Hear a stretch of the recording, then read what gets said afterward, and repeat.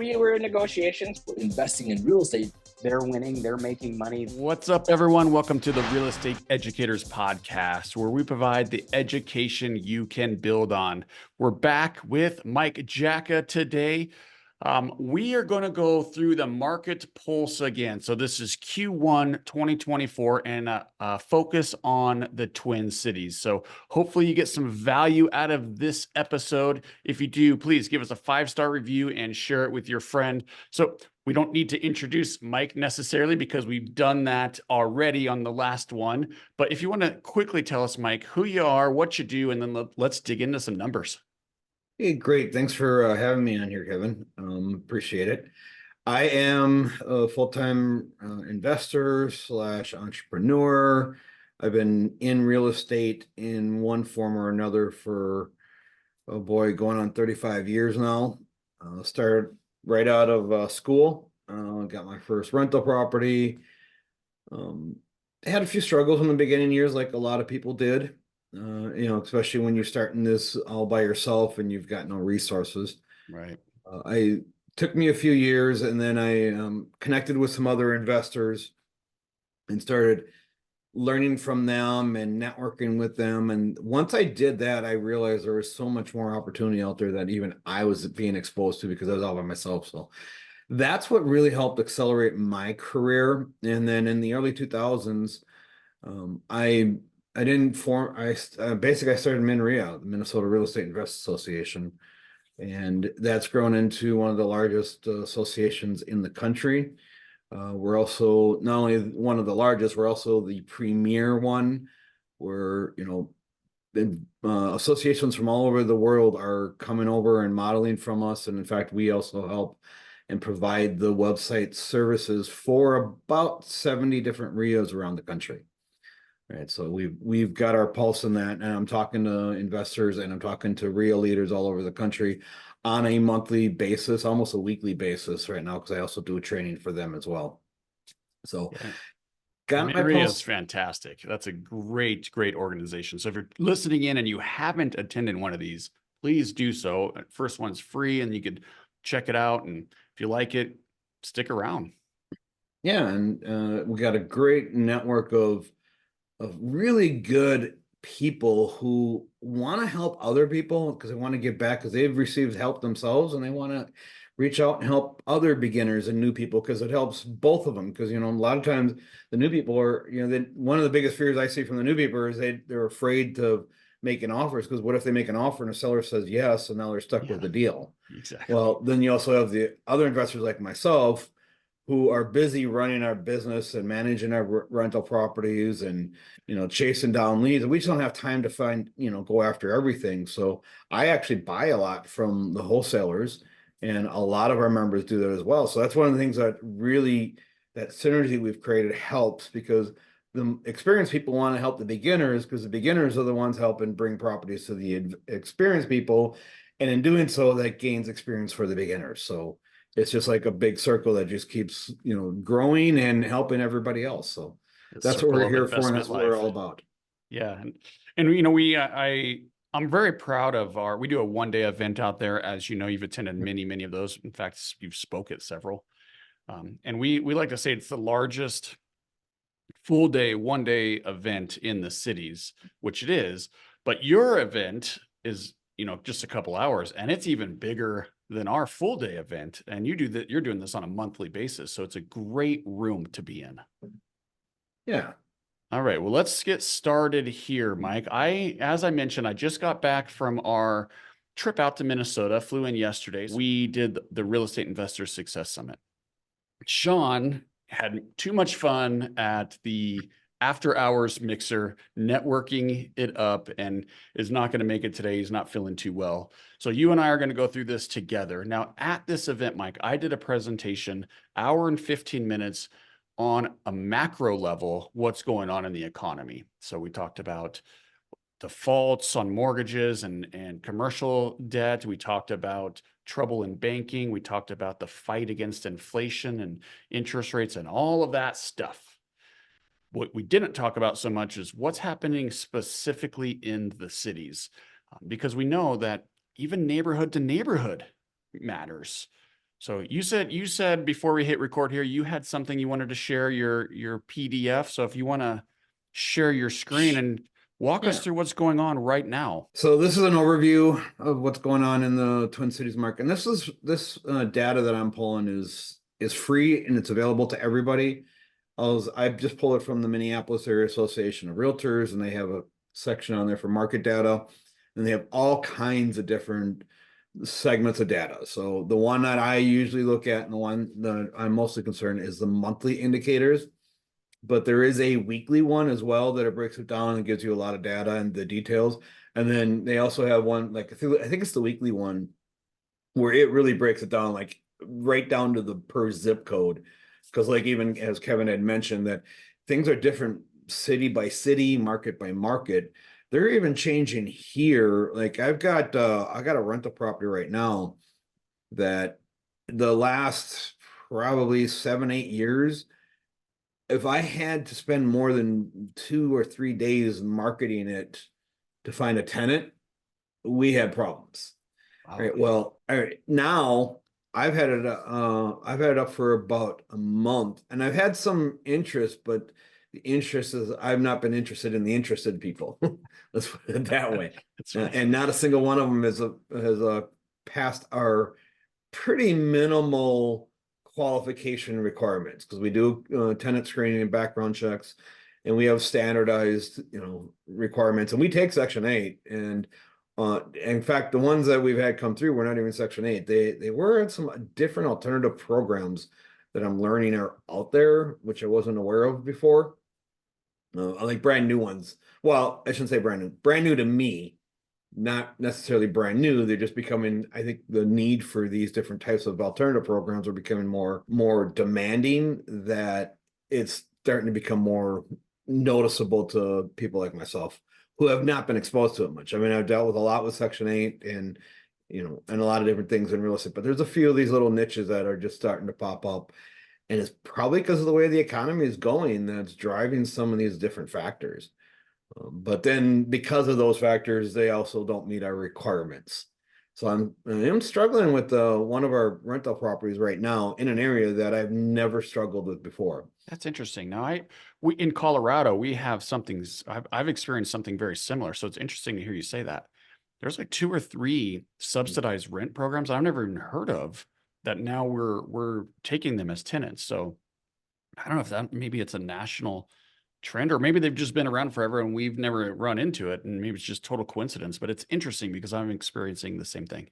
Well, and the one lady that we talked to, in fact, this one lady would have qualified for herself, except for she had too many children that legally we couldn't rent to her because she had so many kids that we didn't have a hotel to provide her with rooms for her children. Otherwise she would have, but I was talking to her, and it was a newer program as well. I shouldn't say newer. She said it's been around for a long time, but because of her situation, and she had gone through some domestic abuse and has a crap ton of kids. I think she had 12 kids. Holy cow. Yeah. So, and for us, the max we could get for our requirements for that area, because we had 3 bedrooms, the max people could stay in that house, from that would qualify for it is 9. So with her 12 kids plus herself, but she's like, no, the program's been around for a very, very, very long time. Says, but I've never heard of it. Interesting. So, yeah. So anyways, if we can dig into the numbers, the big number that most people are concerned about is the median price, though. And median price is it's up a little bit from last year over year. In fact, let me scroll down to the median price section, and we'll jump around a little bit. Where did that go? I must have skipped right past it. Yep, there it is. So median price, this is a overview of the year-over-year look at the median price. It also has given us a breakdown on a monthly basis, but year over year, we are up 2%, 2.3%. So we're at $350,000 for the median price. Now we are at that. If you look at an annual cycle for median prices, you go up and down. So you have your peaks and your valleys. In the summer, we're going to have our peaks. In the winter, we're going to have our valleys. So we're right now about at that valley. So our January and February numbers are going to be typically our lowest numbers. And if you look at the chart on the bottom where these values are at, that is always, you can tell where the line's at. That's always our lowest is going to be right at the January or February mark is where it typically at. And so that's where we're at right now. But the good thing is even though we're at the bottom for the year, it's still up from the year over year number. So that means we're still trending upward. And that's the thing to look at. And we are down a little bit from the December numbers. If you look over on the data on the right, this was giving us a breakdown on a monthly basis for the last year. And you can see we are down a little bit from the December, but that's to be expected. The key factor is though that we're above the year over year number, which means we're still trending upward, and we're trending upward at a 2.3% pace. And if all things stay even, that's about where we should stay the rest of the year. And if you look at the percentage change from last year, in the springtime, we went down a little bit, but the most of the year we were up in a 0 to a 2, what it might be, 2.5, 2.7% was the highest we'd hit for the whole year. I'm expecting somewhat similar transition or trajectory for this year, primarily because rates are still up there, which is the big factor here last year. The rates were still up there. So, prices are not getting carried away. However, with that said, we are seeing multiple offers again in almost all price points. Great. Last year we weren't seeing very many multiple offers, and we weren't seeing them at all in the higher price points. I was just talking to a friend who's listed a property for a client, and they listed it at 670, which is high for our market. So that's almost double our median price. And they had 34 offers on a weekend over the weekend. Wow. 34 offers. And this was like 2 or 3 weeks ago. That's probably, and I think you'll get to it eventually, but it's probably because that low months of inventory, even though we saw a pop, it's still extremely low in the cities. And yes, to add to this here, Mike, I was preparing for the national view, and the cities sort of is mirroring what we're seeing in the nation. And in fact, CoreLogic just released a report, and Scotsman's Guide just wrote an article on that report and just released today. And, we're up year over year in most markets, 4-ish, 5-ish%. Yeah, I believe it. And when you say we mirror the national level, for many, many years, the Twin Cities market has been a pretty close reflection to the national lovers. So you're right on there. And in fact, let's go look at the inventory. So if we look at new listings, that is up. Actually, it's up 18%. That's a good sign that the inventory is starting to come up. And if inventory comes up, then we will stop seeing as many multiple offers. And we are seeing multiple offers in many different categories. I just sold a house now. Granted, it was on a contract for deed, but I sold it for 380 in a 350 to 375 market. So we were at the top end of the market, but I had 3 offers come in on that property, and they were bidding, what they were bidding up on was not the price, but it was how much they were putting for a down payment on the contract for deed. Yeah, interesting. So for the listener and the viewers here, quickly, what's a contract for deed? Contract for deed is rather than you going to the bank and getting a loan, me as the seller, I'm carrying the financing for you. So you're making the monthly payment to me. So it's still like a loan, but you're not going to the bank, getting the loan, and then giving me the money. You're giving me a down payment, and then you're paying me a monthly basis. You still own the property, but I have the right to get the property back a little bit quicker than if there was a loan. Like if you had a loan on the property and you didn't make your payments to the bank, they're going to foreclose on you. Same thing here is if with the loan with me, if you didn't make your payments, I'm still going to foreclose on you. I just get the property back a little bit quicker. So from the investor standpoint, it's a better vehicle. So you get paid. No, it's a better vehicle so long as you got the financing underlying that can handle it. which I do in this property. And that's how I structure a lot of my stuff is I get underlying financing, either a regular loan or a sub 2, and then I just wrap the mortgage and I hold the contract for deed. So you're adding value because you're selling it with financing already in place. So that's why I'm assuming that's why you're able to get the high end of the market. So yes, yeah, and because if they don't have to go and qualify for the loan, and let's face it, over this last year and a half, 2 years since the rates started going up, qualification requirements have also gone up. So people that could have qualified a year and a half ago may not be able to qualify for today, but they've got the money, they've got the income, they can support the loan, the financing. They just can't qualify it from the lender standpoint, either because of a debt to income ratio. And that's what I'm experiencing mostly, is not the debt ratio, but they're self-employed entrepreneurs. Because everyone that I've been selling to in the last probably year and a half now are all 1099 or they take a lot of their income under the table. exactly. Well, I shouldn't say under the table, but they're not reportable type of income. It's not a business per se, but it's like handyman work, or they're doing side jobs, and it's probably reportable, but it's not like on a W-2, or they're not getting a 1099. And so that goes straight on their tax report. And that, when the lenders are looking at that they scrutinize that a lot harder than they do a W-2 or even 1099 or commission type of income. So I'm seeing a lot of buyers out there that are in that situation and are looking for that opportunity. So if you can provide it to them, I mean, that's a golden opportunity for them. There's a lot of inventory. In fact, I talk to people right now like, man, the market must really suck for you. I'm like, are you kidding me?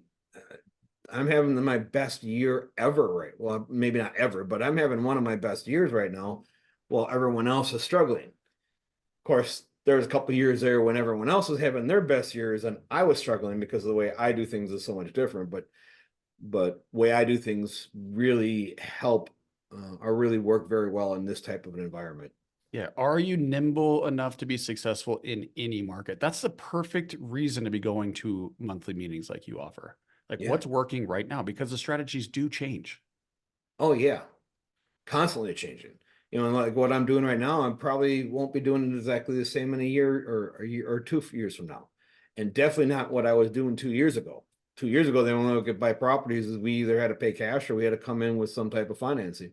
Now, the way we're buying properties is taking over sub 2s. We're also getting seller carrybacks, where the sellers got equity in the property, and in exchange of us giving them cash for their equity, they're taking monthly payments on them because their alternatives are not quite the same as what they used to be. They used to be able to just put them on the MLS and get their price. Now they can't do that unless the property's in really good condition or they lower their price.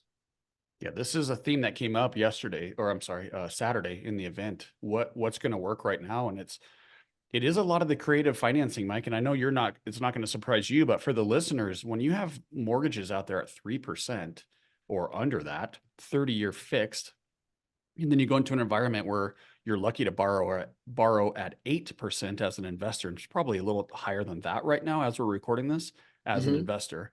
So now you're talking about almost 3 times the interest rate. That makes it difficult to operate. But if you could go over and take over a mortgage or do a contract for deed or an owner carryback, and with that locked in 3% money, you could pay more for the house and still be extremely profitable. So I'm gonna piggyback on everything you're saying. Now what I'm back to the stats here, I like to see the inventory go up. Obviously that's going to help us as investors. And it's 18%, and that sounds great, but it's 18% of such a small number. We still have an inventory problem, wouldn't you say? We're still extremely low. And this is something that I've been trying to hammer home to people is, I mean, if you look at here, let's go through a big indicator. Let me jump down, come back to pending and closed in a minute. What was it? That was days on market. I'm looking for month supply of inventory. Did I pass it already? Okay, inventory of homes for sale, and then I think next one, there we go. Yeah, month supply of inventory. I love this one, Mike. This is my favorite statistic or whatever you call it, stat to look at. I think it's the most clear, direct indication in the market. So tell us about this. Well, yes and no, because one thing that I've been trying to point out to people is this used to be a really solid indicator of the market, because what it's telling us is 1.7 months worth of supply of inventory. That tells us, and if you understand any market you go to, you're looking to have a 4 to 6 month window of inventory. So yeah, 4 to 6 months is neutral. So there's no advantage to the buyer or the seller. Right. In other words, the other way I look at it is if you're below 4 months of inventory, you're in a seller's market. If you're above 6 months, you're in a buyer's market. And that 4 to 6 months, there's no advantage to buyers or sellers, because there's enough inventory to supply the demand at that point. Well, obviously we don't have that number, but our inventory numbers have been so low for so long that this 1.7, that's the average from the last year, which is lower than the average from the year before, which is lower than the average from the year before that. So yes, it looks like we're at 1.7 months worth of inventory, but in reality, we're probably a half a month worth of normal market time inventory. Oh, okay. So let me make sure I understand this correctly. So a month of supply is if you don't put any more supply on the market, how long at the current demand, the current transaction pace will it take to extinguish all of the inventory? 1 month. So 1.7 months is no new inventory. At that point, all the inventory will be off the market. And obviously that doesn't happen because inventory is always coming. But what you're suggesting is maybe there's even more months of supply than we're able to see. Is that because No, there's maybe the less months of season? supply. Oh, less supply, so more months. So there's more buyers that aren't even buying right now because of the low inventory. Yeah, There's so more now we're pent-up talking about demand. pent up demand. Right. There's more demand that's not hitting the market. And I'm think tapping into that demand because the people I'm selling to, they're not looking on the MLS. All this data is coming from the MLS. I see what you're saying.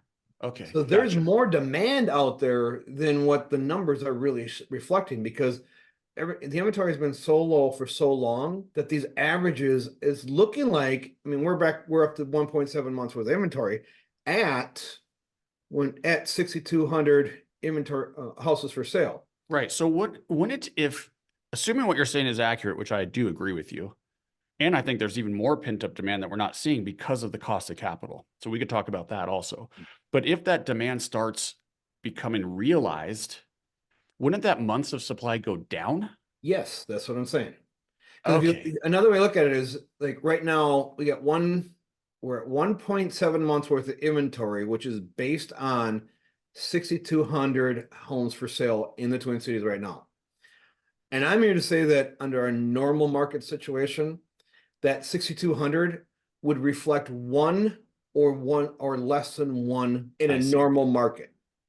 But our inventory has been so low for so long that the new average is showing at 6,200 is showing 1.7 months worth of inventory. So when they're tracking the demand piece of this equation, they're looking at transactions, right? So Correct. actually closed transactions. So is that because it's the realtors doing this? Is it only MLS transactions that they're tracking? The numbers that we're looking at is strictly 100% only coming from the MLS. So your deals that you sell outside the MLS, although it's recorded in public knowledge, it's still not included in this report. Right. It's not tracked in this data.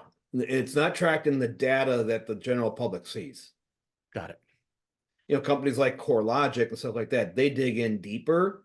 And even though CoreLogic is the underlying for this, but what they're showing us is the MLS, because it's coming all, and it says here as a footnote on the bottom of the page. I don't know if anybody can even see that, but it says all data comes from North Star MLS. Got it. Okay. Which is So even though it may not be 100% accurate because of people like you doing off-market transactions, it's still a pretty good reflection of what's going on, wouldn't you say? Yeah, I'd say majority of the transactions in the cities are still going through the MLS. But from the investor standpoint, I mean, I'm not buying or selling anything via the MLS. And I haven't, I mean, I was buying off the MLS a few months ago, or maybe 2 years ago, because the only way I could find properties was, I'd find stuff that was on the market, that was on the MLS. I'd find them on Zillow, and I'd go and make offers, and I had to come in with bank financing, or I'd have to pay cash and then go and refinance them, which was our model for the last several years, and it worked just fine. Right. But once that stuff dried up, I'm still getting the 3% loans that we were getting a couple of years ago. I'm just taking over the ones that somebody else had gotten 3 years ago. Yeah, this is an amazing graph that we're looking at. I know a lot of people are listening and not looking at it, but I'm just looking at this graph, and the months of supply 1.7 is almost as low as it's ever been. So well, this is why you're seeing the appreciation, like this is why we're seeing the price appreciation, even with a cost of capital being 7-8%. Yes. And here's another interesting, I was just looking at this earlier, and this is an interesting point that I've been starting to notice, but I haven't really paid much attention to. I was looking at just before you and I got on this call. I got to find that slide again. Here, this is what I was looking for. Showing Time Housing Value Index. So Showing Time is the company that, like, through our MLS system, when the realtor wants to go and schedule a showing, Showing Time is the company that manages all that. So all of our showings get run through this third-party company called Showing Time. And I don't know if it's third party. I don't know exactly who created Showing Time. I don't know the relationship to the MLS system. I don't know any of that. I just know that it's independent. So, like, we have to leave the MLS. So we click on schedule a showing. It takes us off the MLS into Showing Time, and then you schedule the transaction. And it's obviously linked to the MLS. But the interesting thing to me was, look at the average value of the houses that are being requested to be shown. This episode is brought to you by Pine Financial Group. Pine Financial is a private lender specializing in short-term rehab lending to real estate investors. Got a property that needs some love? We can help. We are able to offer funding solutions because we raise private money from individual investors. With more than 15 years of experience, Pine offers passive investors an alternative that provides stability, consistency, and security to your portfolio. If you like real estate but want to avoid the ups and downs and effort, a Pine mortgage fund could be a perfect fit for you. Accredited investors will experience an 8% preferred return and profit sharing. Diversify your portfolio out of Wall Street and into Main Street with a Pine Financial Group mortgage fund. Get more information at pinefinancialgroup.com. That's pinefinancialgroup.com. A year ago, it was coming in around 249,000. Now it's coming in at 209. So values have still gone up, but the 15% decline, 15.8% decline in the value of the requested value number to see. So the people that are buying can't afford as much as what they used to be able to afford, because the realtors are showing it based on what they can qualify from the lenders. So this is all a direct relationship to the interest rates. So as the interest rates have gone up, what the buyers can qualify for has gone down. So what the realtors are requesting to show has gone down as well. So let me make sure I'm understanding what I'm looking at here. And for the listeners, I'm going to try to help you out here. So in 2023, it says for the year, the average was 249,000. 2024, I guess that's a year to date, about 210,000. So Mike, make sure I'm understanding this right. The interest rates were high in 2023 too. So how do I guess, what information can I gather from what you're showing me here? Well, the interest rates were high, but the prices were also high, and the buyers were well. And this is something we have to think about too. Like I said, I just noticed this just before you and I were talking when I was going through these slides. I've looked at this a couple months ago, and I didn't notice that big of a discrepancy.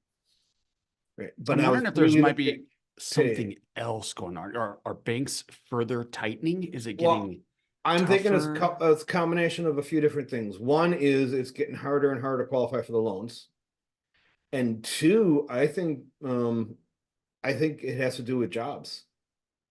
Oh, there you go. You know, I am starting to see, and that's one of the concerns I was talking about on Saturday, is I think these job numbers are misleading. I think we're in a bit more of trouble than the 3.7% unemployment rate is telling us. And if you look at all layoffs, dailyjobcuts.com, it will scare you a little bit. And so I think there's some definite legitimacy to what you're saying. Yeah, so it's the interest rates, and also, oh, here's another possibility. So like literally, Kevin and I are just brainstorming this right now. There was also a lot of cash out there, and I'm wondering if that cash is starting to dry up. So like at 240,000 versus a 209, well, they might have had an extra $40,000 to put down. So they're buying down the mortgage balance. So they're coming in and making an offer of 240, but they're putting 20% down rather than 10% down. Yeah, and the largest living cohort, this is making me think, what you just said makes me think of this. The largest living cohort is millennials. So boomers were larger, but at this time right now, it's millennials. And millennials are 25 to 35, somewhere in that range, right? First-time home buyers who are going to be buying that starter home.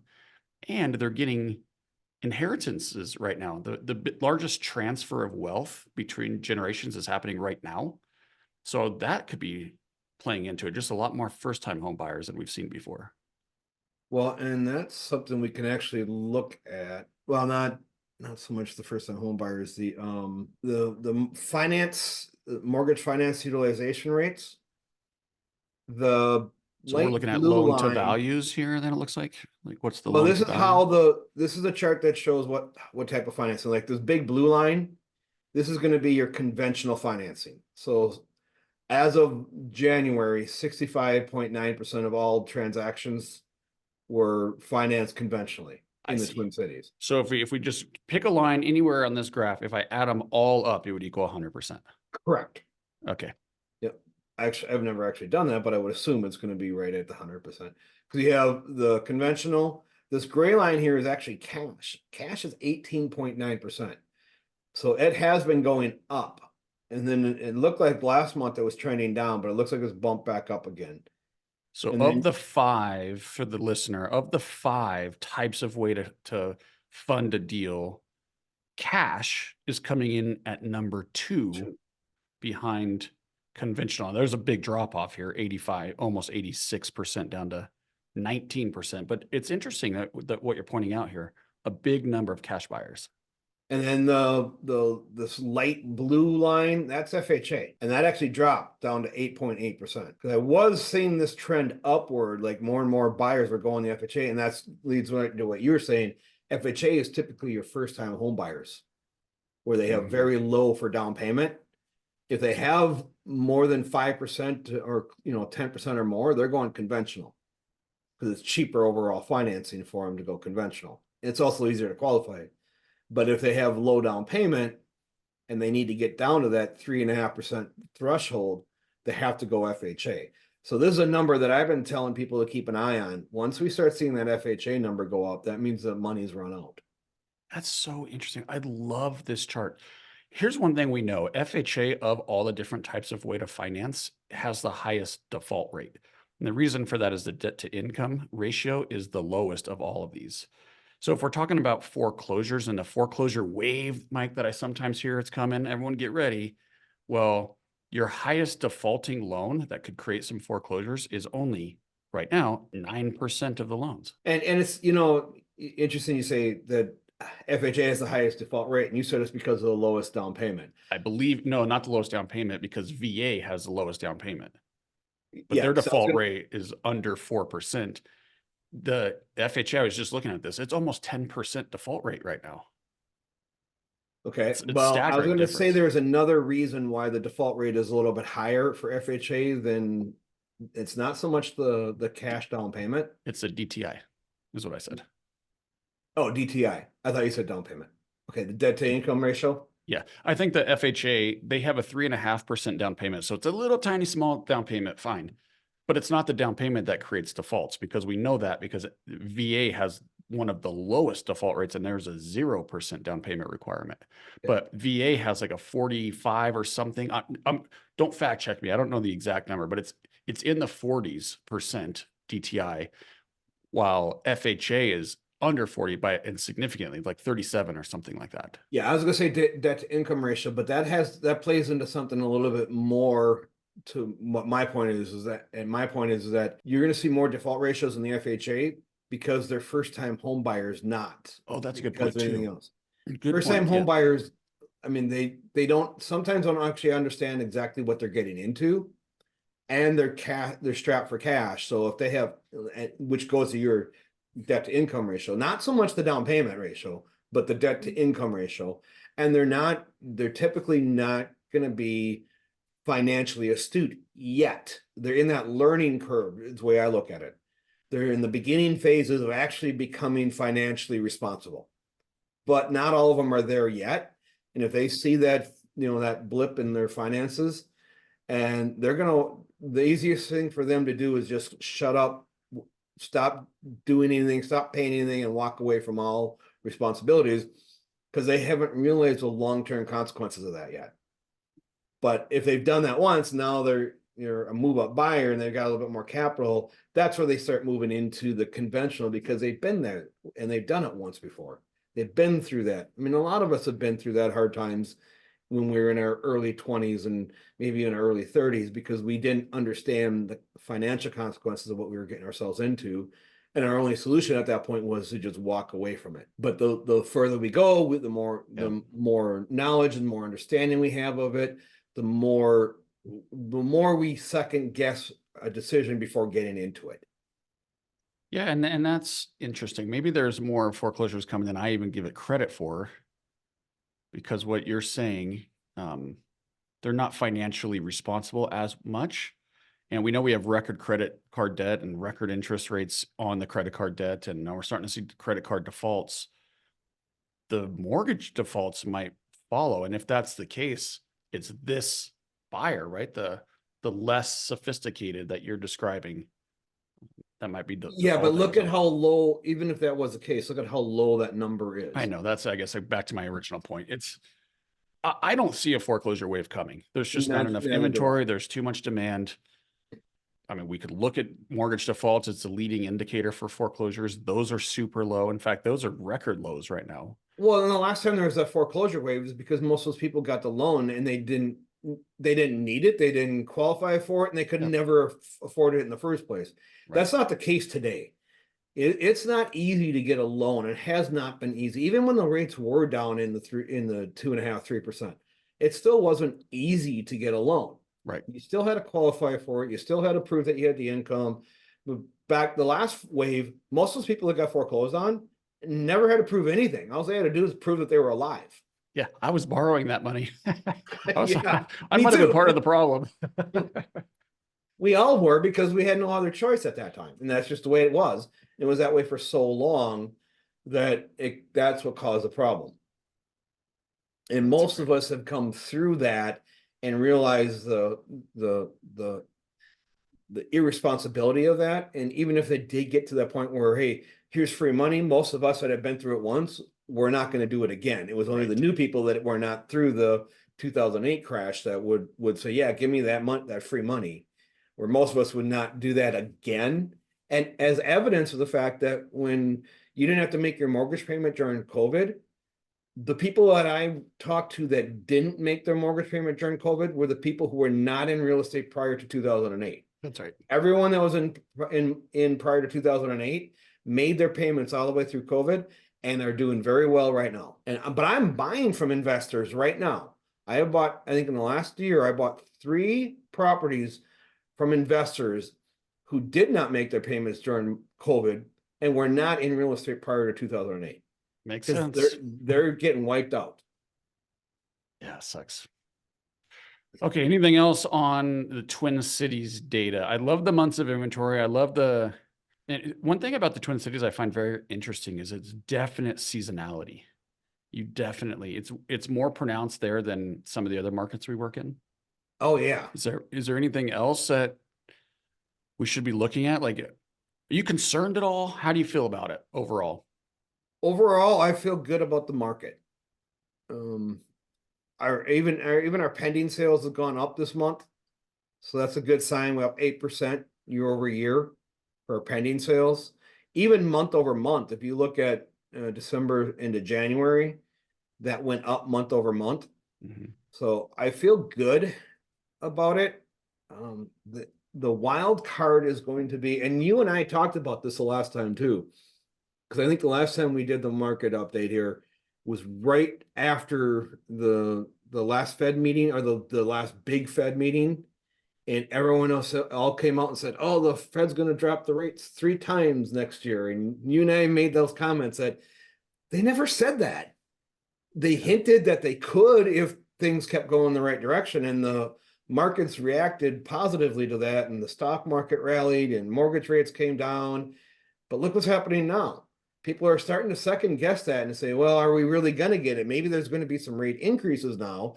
And that's being reflected in the market rates, and interest rates are going back up again. Mortgage rates are going back up again because now they're not as confident that they're going to get the price cuts that they were hoping for. Yeah, so the dot plot did suggest a 3/4 point adjustments. But what's interesting, Mike, what you're saying, and to your point, the market built in 150 basis points.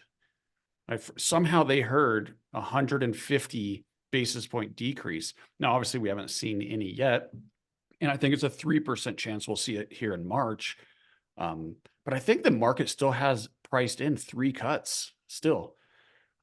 And the PCE that just came out last week, I don't know if you ever look at this stuff, Mike, but you could track it by a 6-month. I know it's a year-over-year number, but they could track it over the last 6 months and annualize that.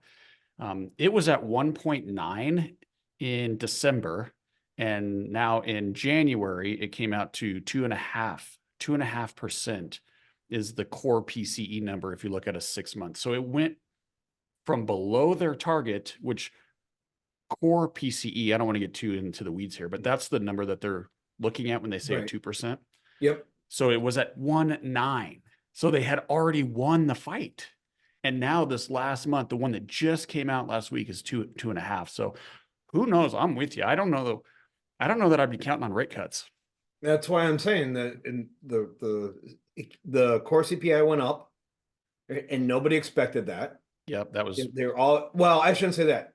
Most of us expected that. The analysts did not. Yeah, the CPI popped up, and then the PCE has been continuing to come down, but it's coming down slower than what they had anticipated. And I think we're going to see but now I do think we're going to see what the Fed is hoping for, which is a lot of unemployment. Yeah, exactly right. You and I agree 100% on that. That's what they said when they started the fight with inflation. There's going to be pain. Well, what do you think that means? That means people are going to go out of work. Well, and I was just the reason why I wasn't at your event, I was down in Vegas this last weekend for a tournament. I play pool billiards tournaments, and they had the World National Tournament down there. So I love going there. I'm not good enough of a player to compete at that level, but I go down there because this is the one place where you can get all the pros from all over the world, and it's a fun entertainment place to go and I can watch the pros for a while. But I'm talking to people that are down there, and a lot of these people were concerned that they'll even be able to afford to come down next year because they don't know if they're going to have their job next year. It's real. Talking to one lady at her plant, she's in a manufacturing plant. She says this last summer they were running three shifts, and she was getting all the overtime she could handle. They're now down to 2 shifts, and they've taken away all the overtime. And now they've cut her hours to under 30 hours a week now. And if things get worse, they're going to drop down to 1 shift just for her plant. Yeah, Talk to another guy. That's not showing up in the unemployment numbers because she's still employed. Right. Well, and then I talked to another gentleman down there, and he had just closed on his condo. So he bought a brand new condo. He just closed on it. He said a month ago. He says, and the day after closing, I got my notification that my hours were going to be cut. If I would have gotten that the day before I closed, I would not have qualified for my condo.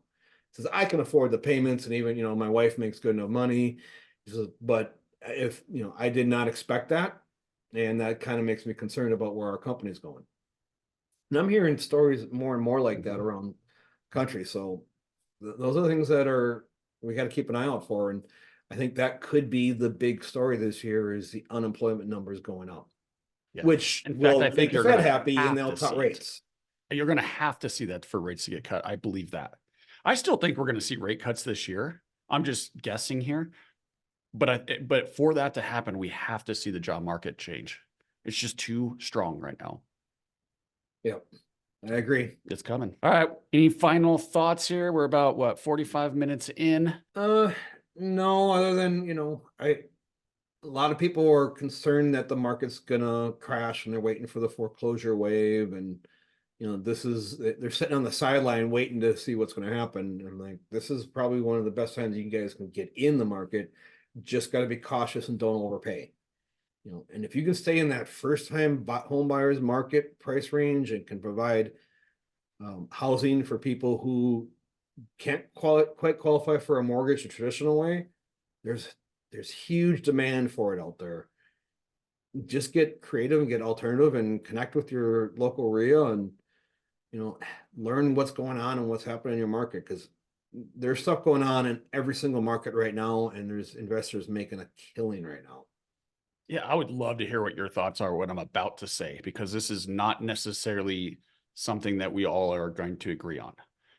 I believe this, Mike, that because of the inventory, we're not going to see a cliff. Okay, we might see some stagnant prices. Maybe it'll flatten out a little bit, although I don't believe that's going to happen either. I think we're going to continue to see appreciation. So if you are waiting for that crash to find the absolute perfect deal for you to buy, you might not see it. And that's been proven since 2008, 9, and 10, when everyone says that there's going to another crash coming, and look where you would be if you were buying throughout these last 15 years. So I would say do not wait on the sideline. Get out there and network with people, learn these creative strategies, because you can make money in every market, and we're not going to see a housing crash. Now, I don't have that same feeling on the commercial side. I think that might be a little bit of trouble. But on the housing side, and we just showed you, Mike did a great job just showing you, there's no foreclosure run coming. There's no crash coming. So now, Mike, share, what do you think? Am I off my rocker here? I know, I agree 100% with you. I can't argue with anything you just said. Okay. So how do we get a hold of you? One exception, I did just hear some analysis talking about on the commercial side that they're already seeing them repurpose some of that product. That might happen, and they might start repurposing some of it back into residential, which might help with the housing. So that, I think that's going to be your salvation for the commercial side of things. Possibly, but repurposing that inventory. It's very difficult. So office is probably where you're referring to, because I've been hearing this also, but it's very difficult to, especially high-rise stuff. It's very, very difficult to transition that into housing because it's not designed for that. It's not plumbed for it. You have too many spaces without egress and ingress. It's not just so easy to do that. When we run the numbers on some of the stuff, and I've looked at a handful of them, Mike, every single one made more sense to knock it down and rebuild. So if you can get the rezoning, get it rezoned to residential, you could possibly replace it, but I'm not seeing the conversions as I'm hearing. So that could be an option. I agree. I just don't think I wouldn't expect it on a high rise, but I would think on your 2-3 story units or smaller buildings. So the suburban offices suburban offices aren't being hit like the urban ones. So I don't know that there's a need to repurpose those. But anyways, we're digressing here. Right. Office, you probably know this, but office has lost 40% of its value to date, and it's still going down, and those losses haven't been realized yet. Right? So what happens when the banks that are getting the keys handed back to them start liquidating their assets? That's when the losses are actually realized and reported. So I think it might be a bigger issue than maybe others do. One from the people that I've been following that is their livelihood is the multifamily and the commercial side of things. A lot of those loans that they've taken out are going to start getting reset later this year and next year, because that would be the prime time for the lower rates that they got. And that's where we might start seeing the problem going through there. So unless something changes, that's what I'm hearing, won't be a problem until either later this year or next year when they start defaulting. And then it still might take another 6 to 12 months for those properties to actually start getting liquidated or affecting the commercial market. 100% agree. And now that you brought it up, I'm just going to throw out the numbers because I did look at this. I know exactly what it is. $2 trillion in commercial debt coming due in the next 2.5 years. Of that $2 trillion, almost $929 billion come due yet this year, 2024. Yep. So almost half. So that's what Mike's talking about. Okay. Sorry to freak everybody out right before we close out. Now, how do we get a hold of you? Oh, just reach out to, you can get us on Minrea, MNREIA.com. You get through there, or look us up for the Minrea on the Facebook page and group and join us there. Yeah, and Mike, I really appreciate, as we did with the last one, I have to say it, I really appreciate your time. Look, you're giving us your time for free. You're taking an hour, it looks like almost an hour of your time out of your day to help us, help our listeners, help our viewers understand the Twin Cities market and the economy, and bring some comfort to our lives, because it's not doom and gloom, right? So I want to say thank you to you for this quarter's market pulse on the Real Estate Educators podcast.